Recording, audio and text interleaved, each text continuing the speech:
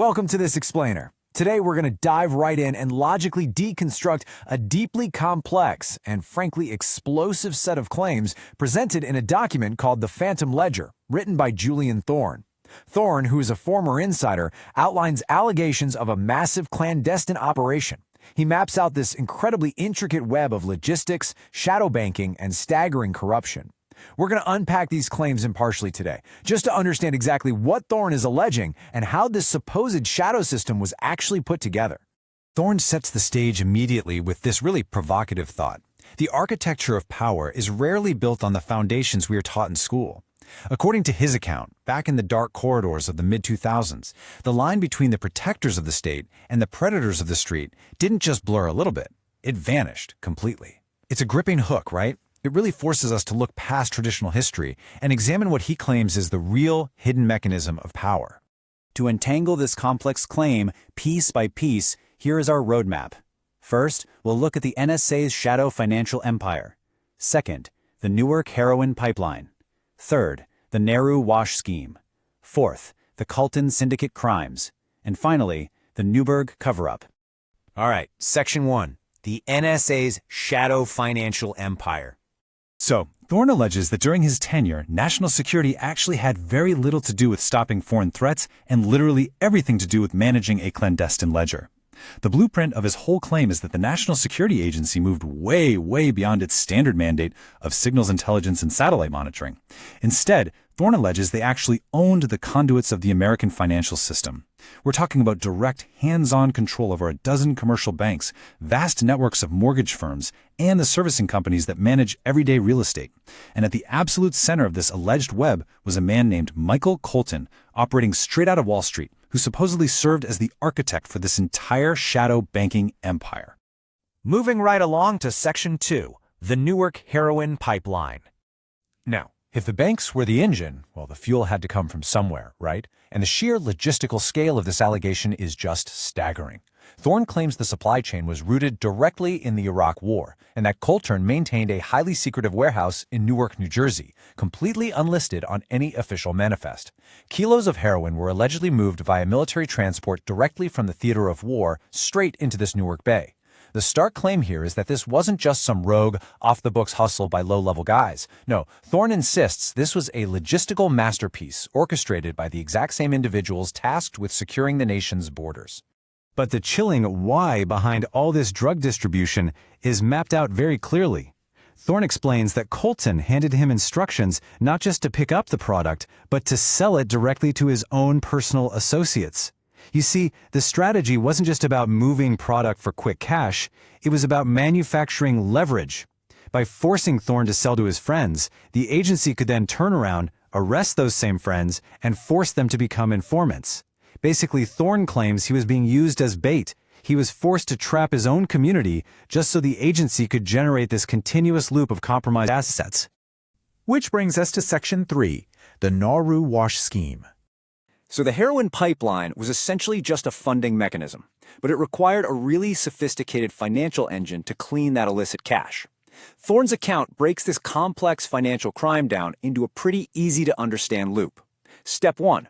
Thorne was allegedly instructed to fly every single month to Nauru, which is a tiny Pacific island nation famous for offshore shell banking, to deposit the drug cash far, far away from U.S. regulators. Step 2. A domestic entity called Republic Bancorp would issue these massive, perfectly clean U.S. loans to Colton. And finally, Step 3. Colton would use that hidden offshore cash sitting in Nauru to quietly pay off those U.S. loans. It's an entirely closed loop where dirty cash miraculously transforms into totally legitimate American capital. The absolute linchpin of this entire operation was Republic Bancorp. This wasn't just a regular bank, it was essentially the legal skin for offshore drug money. By using subsidiary neighborhood lenders to issue these loans, it allowed Michael Colton to masquerade as the savvy, legitimate real estate investor to the outside world, completely hiding the heroin-funded reality of his wealth. Let's look at Section 4, Crimes of the Colton Syndicate. We really need to take a closer look at the operators themselves, specifically Michael Colton and his syndicate, the guys Thorne describes as the ruthless architects of this whole dark network. Publicly, Colton maintained this pristine veneer of a man of property, Wall Street influence, and deep religious respectability. But privately, Thorne outlines some absolutely horrific allegations. He claims Colton viewed vulnerable people strictly as currency. He allegedly even bragged about exploiting desperate tenants who couldn't pay their rent, forcing them to bring their 8- and 9-year-old daughters to his office as a horrifying form of barter. And Thorne alleges that this moral rot was actually generational. Colton supposedly shared these victims with his own son, Rabbi Victor Colton. Thorne claims these extreme abuses of power were used to exert absolute, terrifying psychological control over their victims, some of whom were literally kept on a short leash in the office for years. He describes this syndicate masked entirely by the veneer of religious respectability, utilizing the absolute most degrading methods possible to ensure their victims were just too paralyzed by fear to ever speak out.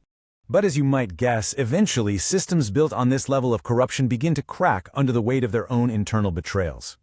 Just look at the bizarre and ironic intersecting conflicts of interest that Thorne details. First off, you had attorney Jared Haber, who began informing to the FBI about Republic Capital Trust, seemingly totally unaware that this was a joint washing machine for both the NSA and elements of the FBI itself. Second, you had an FBI liaison named Nicholas Smith who was investigating mobsters that he himself was allegedly supplying with kilo shipments. It was literally a snake eating its own tail. Finally, Section 5. The Newberg Cover-Up.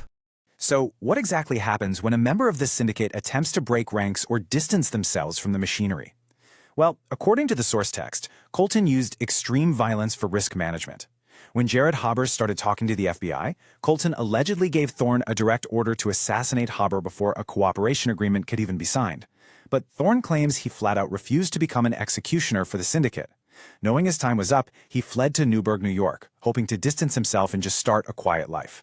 But his refusal made him a massive, massive liability.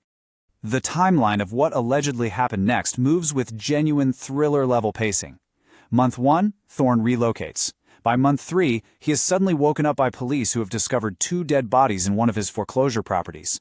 Just a few days later, that exact same FBI liaison, Nicholas Smith, shows up at Thorne's door, aggressively pressuring him to quietly confess to the murders.